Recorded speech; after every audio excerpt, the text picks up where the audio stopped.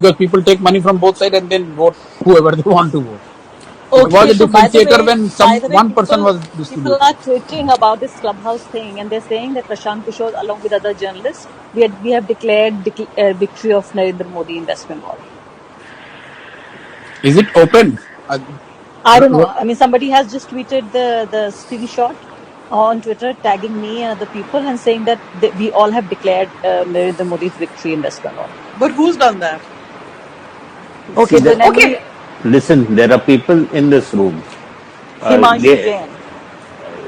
No, Himanshu Jain, somebody else is reporting to Himanshu Jain from this room. If you keep an open room for everybody to join in and listen, you can't prevent people from tweeting. And these things don't matter. Anyone can say anything, right? I mean, it doesn't make a difference. I know, but this is often seen as evidence. And one more thing I just needed people to remember was that whatever you say on Clubhouse is recorded. अगर vote है तो मोदी के नाम पर vote है, vote है तो हिंदू होने के नाम पर वोट है. पोलराइजेशन, मोदी, हिंदी भाषी, एससी, ये फैक्टर है. शुभेंदु चले गए कि प्रशांत किशोर चले आए, उसका कोई वो मुद्दा नहीं है.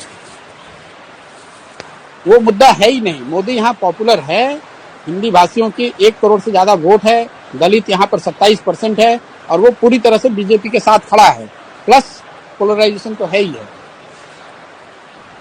Which way is the Mathua community going, Prashant?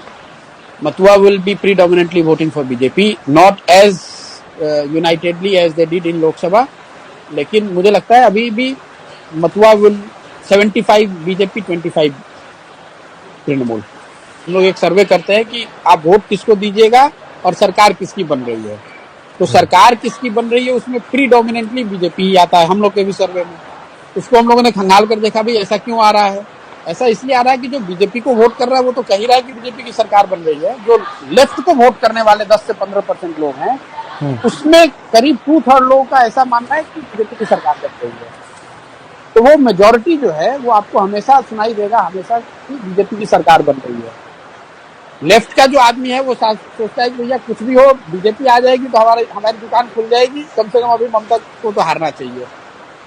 एक जो उसका सब्सटेंशियल तो परसेप्शन की बात हो गई. जो सब्सटेंशियल इशू ग्राउंड पे है, जो लोग हम लोग समझते हैं बाहर जो बंगाल में नहीं पहले आए थे कि भाई बीजेपी का नीचे ग्राउंड पे वर्कर नहीं है, ऐसी बात नहीं है. ग्राउंड पर बीजेपी के बहुत वर्कर हैं और वो सारे वर्कर लेफ्ट से इंपोर्टेड हो सकते हैं, लेकिन वो डेडिकेटेडली आज बीजेपी के लिए काम कर रहे हैं.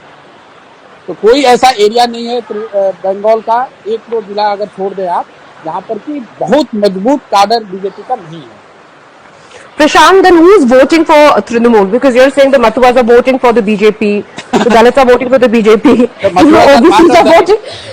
Yeah, okay, so I'm saying talking about different communities, right? So OBCs, you're saying most, all Hindus are voting for BJP. So who's voting for TMC and why are you so confident that BJP? I have said 50%, 50 to 55% Hindus are voting for BJP. Why is Modi so popular in West Bengal? I mean, is it only because of polarization and that they identify him as नहीं, देखिए वो तो एक पूरे what is it? Because it's not like we haven't seen, the performance both in central politics and in state politics where BJP has been in power. So what is it that is drawing West Bengal to him? Exactly. प्रशांत, इसी से एक जुड़ा हुआ सवाल ये भी है कि एंटी इनकम्बेंसी, इतना मैसिव इकोनॉमिक क्राइसिस में भी मोदी के खिलाफ एंटी इनकम्बेंसी नहीं है जी. क्योंकि जहां एक चीज आप देखें कि बंगाल में मोदी पहले तो एक बात है कि मोदी का एक कल्ट है जो कि बन गया है पूरे देश में, जो कि द डिग्री कुड वेरी, लेकिन 10%, 15%, 20%, 25% ऐसे लोग हैं जिसको मोदी में भगवान दिखता है. चाहे सही दिखे गलत दिखे वो एक अलग बहस का मुद्दा हो सकता है. स्पेशली जो यहाँ हिंदी भाषी है वो मोदी का सपोर्ट का कोर है.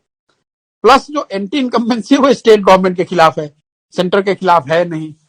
और मोदी है पॉपुलर, यहाँ काफी पॉपुलर है. अगर आप लीडर का हम लोग सर्वे कर रहे हैं तो मोदी और Mamata are equally popular, which is a very big thing.